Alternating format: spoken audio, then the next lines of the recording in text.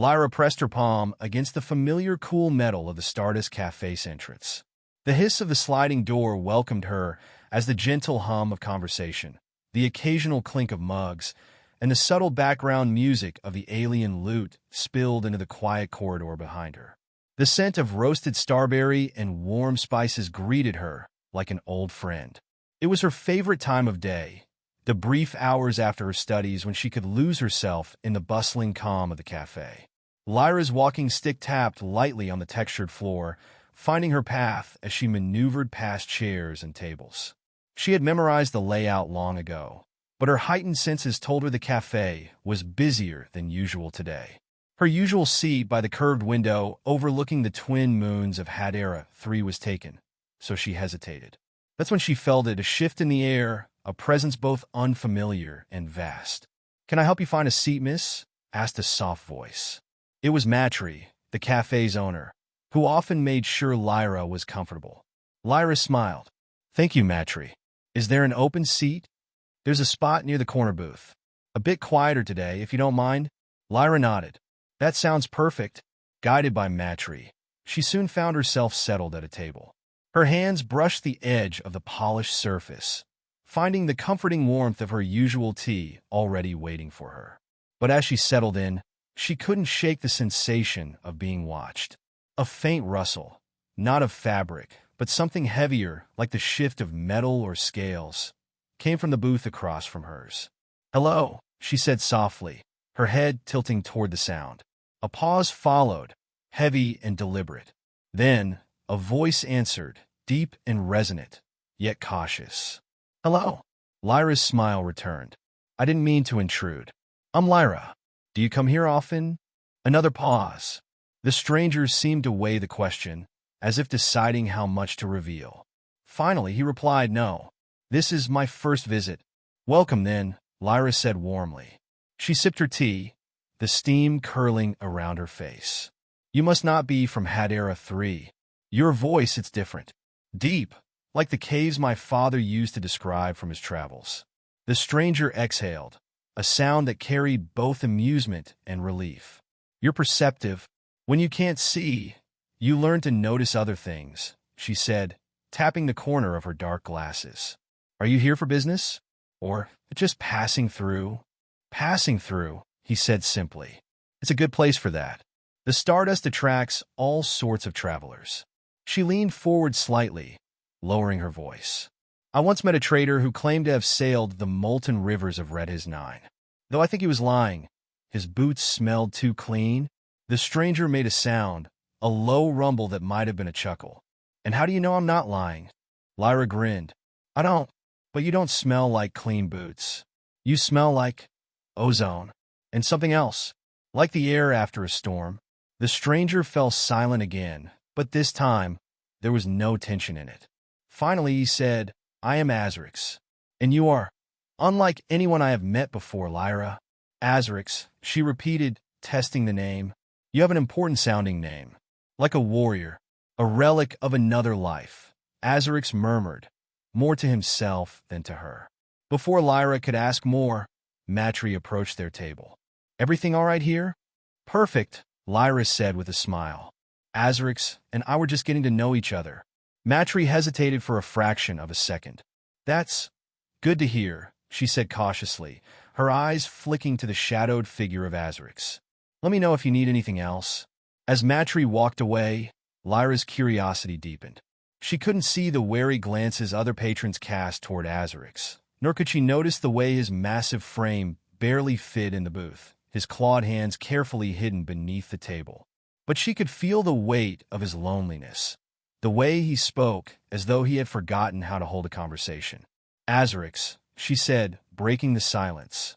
"What brings you to Hadera 3? Surely not just the Stardust Café." For a moment, she thought he wouldn't answer. Then, in a voice low enough that only she could hear, he said, "I am seeking refuge." Lyra tilted her head. "Refuge from what?" He hesitated. "The past, and those who would see it repeated." She frowned slightly, but decided not to press further. Instead, she reached across the table, her hand brushing the edge of his. His skin, or was it scales, felt cool and rough like polished stone. "Well, whatever it is you're running from, you're safe here," she said. Azorix stared at her hand, unblinking. For the first time in years, he felt something other than fear or isolation. He felt seen, even by someone who couldn't see at all. "Thank you, Leira," he said quietly. And for the first time in a long while, Azorix allowed himself to believe it might be true. Chapter 2. A Glimpse of Shadows. The Stardust Café quieted as the evening crowd thinned. Leira leaned back in her chair, listening to the faint hum of the air filters and the distant whir of delivery drones passing by the dome overhead. Azorix had fallen silent again, but his presence remained vivid, like a static charge in the air. "Do you stay on HFY 3 long?" she asked finally, breaking the silence. Azorix hesitated, his claws tapping lightly against the underside of the table. "I do not know yet." Leira tilted her head thoughtfully. "Most people who pass through don't linger. Not with all the trade ships and transport routes nearby. But if you're looking for peace, this is a good place for it." Azorix's voice dropped, barely audible. "Peace is elusive." She frowned. His words carried a weight she couldn't ignore, a tension she could sense in every careful pause. "You sound like you've been running for a while," she said softly. "What happened?" He didn't answer right away. Instead, he shifted slightly, and she heard the faint creak of his seat. Finally, he spoke. "A long time ago, I made choices that cannot be undone. Choices that led to destruction. Now, there are those who seek to finish what I started, to use me for their own ends." Leira shivered at the intensity in his voice, but she didn't pull away. "And that's why you came here? To get away from them?" Azorix exhaled slowly, a sound that carried the weight of centuries. "Yes, but I fear I have not escaped them entirely." Before Leira could ask what he meant, the cafe door hissed open again. She heard the heavy boots of someone entering, more than one person, judging by the rhythmic steps. The air grew heavier, the easy warmth of the stardust replaced by a sharp tension. Azorix stiffened. "They're here," he muttered. "Who?" Leira asked, alarmed. "Hunters," he said. "They've tracked me." Lyra's pulse quickened. She couldn't see the newcomers, but she felt their presence, cold and calculating, their footsteps deliberate as they scanned the room. Matri's voice trembled as she greeted them. "Welcome to the Stardust. Can I get you anything?" "No," came the curt reply. "We're looking for someone." Leira turned her head toward Azorix. "What do we do?" she whispered. His claws flexed, and his voice was firm but quiet. "Stay calm. Do not draw attention to yourself. They do not know you're involved." But Leira couldn't stay calm. Her mind raced as the footsteps grew closer. Whoever these hunters were, they exuded danger, and she knew that if they found Azorix, peace would be the last thing he would find on HFY 3. Leira could feel the energy in the room shift, a suffocating weight pressing against her heightened senses. She gripped her walking stick tightly, forcing herself to focus on the sound of the approaching footsteps. Each step was deliberate, heavy boots meant for combat, not casual wear. The hunters were scanning the room, their presence like a growing storm. Azorix leaned toward her, his voice barely above a whisper. "Keep your head down. If they suspect you've spoken to me, they'll question you." Leira swallowed hard but nodded. "What about you? You can't just sit here." Azorix shifted slightly, the movement causing the table to creak under his weight. "If they confront me, I will handle it." Leira frowned. There was a quiet ferocity in his words that made her heart ache. Azorix sounded like someone who had been fighting for far too long, and she wasn't about to let him face this alone. The hunters stopped at a table near the center of the cafe. Leira heard Matri's nervous voice again, trying to maintain the Stardust's usual hospitality. "If there's anything I can help with, just let me know." One of the hunters, a woman with a voice sharp as a blade, replied coldly, "We're looking for a fugitive. Large, dangerous. You know if you saw him?" Leira heard Matri's hesitation, followed by a careful response. "I haven't seen anyone like that." Azorix's claws tapped rhythmically against the underside of the table, a nervous tick that betrayed his otherwise calm demeanor. Leira leaned closer to him. "What do they want with you?" she whispered. "Leverage," he said simply. "A whole knowledge they would use to ignite chaos across the galaxy." They see me as a weapon. Lyra's chest tightened. She couldn't fathom the weight Azorix carried, the fear that had driven him to hide in places like this. We can't let them take you. Azorix turned his head toward her, his amber eyes glinting faintly in the low light. I will not let them harm you, Leira. If it comes to it, I will reveal myself and lead them away. No, she said quickly, her voice firmer than she expected. You're not doing this alone. Before Azorix could argue, the hunters began moving again. Their boots thudded against the floor as they approached the corner of the cafe. Leira felt their gazes sweep over her table, and her grip on her walking stick tightened. She could hear their breathing now, steady and mechanical, like they wore advanced filtration masks. Excuse me, the sharp-voiced woman said, her tone laced with suspicion. Have you seen anyone unusual here? Leira forced herself to appear calm, tilting her head as if considering the question. Unusual? This is the Stardust Café. I meet unusual people all the time. There was a pause, and Leira felt the weight of the woman's gaze on her. You're blind, the hunter said bluntly. Leira resisted the urge to bristle. Observant? Aren't you? The woman ignored the jab. Even so, you might have heard something. A voice. Movement. Anything out of place.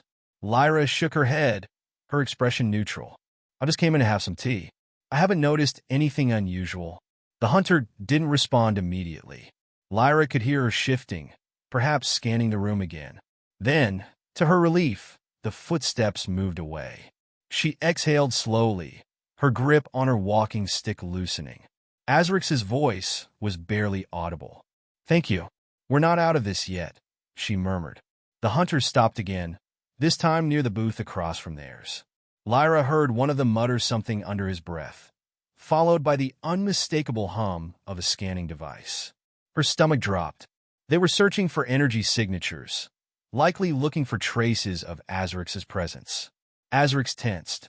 They'll find me if they scan this booth, he said quietly. I have to leave? No, Leira said firmly. Not yet. There's another way.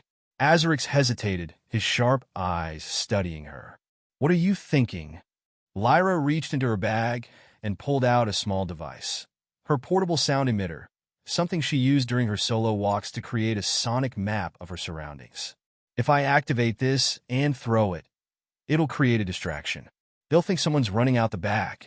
Azorix's gaze softened, though his voice remained tense. That's dangerous. They could hurt someone. I'll aim for the empty hallway, she said. Trust me. Before he could protest further, Leira activated the device. A faint hum began to build, growing louder and more erratic, like the sound of malfunctioning machinery. She tilted her head, listening for the right moment, then flung the device toward the cafe's rear exit. The hunters reacted instantly. Over there, one of them barked. The group of them surged toward the sound, their heavy boots pounding against the floor. Azorix didn't waste the opportunity. Come with me, he said, rising from his seat. Leira stood, gripping his arm as he guided her toward the side exit. The cafe patrons murmured in confusion, but no one dared to intervene. Matri caught Lyra's arm briefly, whispering, "Be careful." Leira nodded. "Thank you, Matri." They slipped out into the cool air of Hadera 3's evening streets, the dome's artificial sky glowing softly overhead. Azorix moved quickly, his long strides forcing Leira to keep pace. "Where are we going?" she asked. "Somewhere safe," he replied. "For now." As they disappeared into the labyrinth of alleys and side streets, the hunter's shouts echoed faintly behind them. Leira tightened her grip on Azorix's arm, her heart pounding. She didn't know where this would lead, but one thing was certain: she wasn't letting him face it alone. The streets of Hadera 3 were a labyrinth, and Leira relied entirely on Azorix to navigate their twists and turns. She could sense his unease in the way his claws clicked rhythmically against the ground, his stride quick and purposeful. The weight of the hunter's pursuit hung over them like a storm cloud, and Leira knew there was no time for hesitation. They ducked into an alley, the scent of damp metal and faintly sour waste surrounding them. Azorix's voice was low, urgent. "We can't stay out here. The hunters will sweep the area." Leira tightened her grip on his arm. Do you have a plan? Azorix hesitated. There's an old maintenance tunnel nearby. If it hasn't collapsed, it should lead us out of the district. And if it has? Leira asked. Then we find another way, Azorix said, though his tone betrayed his uncertainty. Leira nodded, her trust in him unshaken. She followed his lead as he guided her deeper into the maze of alleys. The sounds of the hunters faded behind them, replaced by the distant hum of machinery and the occasional drip of water echoing off the walls. Her heightened senses painted a vivid picture of their surroundings. Narrow passageways, uneven surfaces, the faint hum of power lines overhead. Finally, Azorix stopped. Here, he said. Leira heard the faint creak of a metal panel being moved. She reached out, her fingers brushing against the edge of a hatch. The air beyond it felt cooler, tinged with the scent of old oil and rust. This leads to the tunnels, Azorix explained. Stay close to me. Leira stepped carefully through the hatch, the ground beneath her feet shifting from smooth pavement to uneven metal grating. The tunnel was narrow, the sound of their movements amplified by the enclosed space. Azorix's presence filled the corridor, his sheer size making it feel even smaller. Leira could hear his claws tapping lightly against the floor as he led the way. How far does this tunnel go? She asked, her voice echoing softly. Far enough, Azorix replied. It was built during the first colonization efforts, long before the city expanded. Few people even remember it exists. Lucky for us, Leira said, though her unease lingered. The air in the tunnel felt heavy, like it hadn't been disturbed in years. She couldn't help but wonder what else might be hiding in the darkness. As they moved deeper into the tunnel, Azorix's pace slowed. Leira heard the faint scrape of his claws against the wall, a sound that made her tense. What is it? She whispered. Azorix didn't answer immediately. When he spoke, his voice was low, wary. We're not alone. Lyra's grip on her walking stick tightened. She strained her senses, listening for anything unusual. At first, she heard nothing beyond the faint hum of the tunnel's old power lines. Then, a faint rustling reached her ears, followed by the subtle scrape of something moving against metal. What is it? She asked again, her voice barely audible. Azorix shifted, his claws flexing. I'm not sure. Stay close to me. Lyra's heart raced as the rustling grew louder, closer. She could feel the air shift, the presence of something large moving in the shadows. Then a low growl echoed through the tunnel, sending a shiver down her spine. Azorix stepped in front of her, his body a protective barrier. Who's there? He demanded, his voice firm and commanding. The growl turned into a snarl, and Leira felt the floor vibrate as something heavy stepped forward. She couldn't see it, but her imagination filled in the gaps, a predator, lurking in the dark, its eyes fixed on them. We don't want trouble, Azorix said, his claws clicking against the floor in a deliberate rhythm. But if you force my hand, you won't like the outcome. The snarling creature hesitated, its movements faltering. Leira could sense its confusion, its uncertainty. Whatever it wasn't used to being challenged. What is it? Leira whispered, her voice trembling. Azorix didn't answer immediately. Then, in a low voice, he said, a scavenger beast, likely left behind when the tunnels were abandoned. It's hungry. Lyra's pulse quickened. Can we get past it? We have to, Azorix said. Stay behind me, no matter what happens. Leira nodded, though fear coiled in her chest. She heard Azorix take a step forward, his presence radiating strength and determination. The scavenger beast growled again, but this time it sounded more cautious, less certain. Azorix's voice was calm but firm. Go. Find another meal. This path is not yours. For a moment, there was silence. Then, with a low grunt, the beast retreated, its footsteps fading into the shadows. Leira let out a breath she hadn't realized she was holding. It's gone, Azorix said, his voice steady. For now. How did you do that? Leira asked, her admiration evident. Azorix hesitated. Sometimes strength is as much about presence as it is about power. The beast saw me as a threat it couldn't afford to challenge. Leira smiled faintly, Remind me not to get on your bad side. Azorix chuckled softly, the sound a brief reprieve from the tension. You have nothing to fear from me, Leira. They continued through the tunnel, the silence between them now companionable. Leira could feel Azorix's presence more keenly than ever, his strength and determination a steady anchor in the darkness. She didn't know what lay ahead, but for the first time, she felt a glimmer of hope, a belief that together, they might find a way to outrun the shadows chasing them.